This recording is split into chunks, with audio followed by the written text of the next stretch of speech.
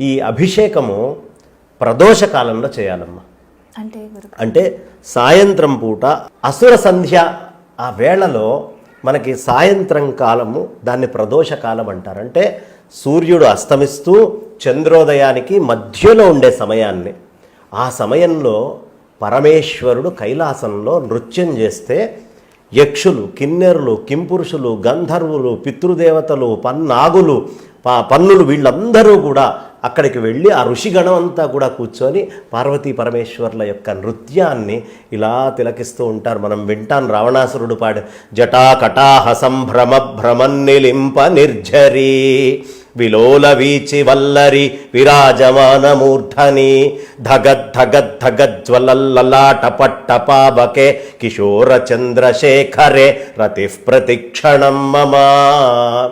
ఇలా చక్కగా మనం వింటాం. ఇట్లాంటి శివతాండవ స్తోత్రానికి పార్వతీ పరమేశ్వరులు నృత్యం చేస్తుంటే విష్ణుమూర్తి, బ్రహ్మదేవుడు అందరూ కూడా వచ్చి అక్కడ కూర్చుంటారు కైలాసంలో. కాబట్టి సాయంత్రం పూట మీరు ఇంకే గుడికి వెళ్ళినా ఫలితం లేదు.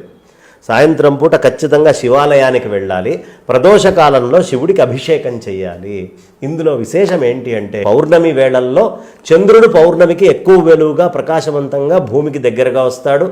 అలాగే భూమి లోపల ఉండేటటువంటి జలాలు తేడా ఉంటాయి. మన మనస్సు చాలా నిర్మలంగా ఉంటుంది. ఈ సమయంలో చక్కగా చల్లటి నీళ్లు తీసుకొని వెళ్ళి ఆ స్వామి దగ్గర కూర్చొని ఆ స్వామి యొక్క శివలింగాన్ని పెట్టి నాయనా శివా భవా రుద్రా అంటూ చక్కగా అలా నీళ్లు కనుక పోసినట్లయితే ఆ స్వామి ఇచ్చేటటువంటి ఫలాలు అమితమైనటువంటి ఫలాలు ఇస్తారు.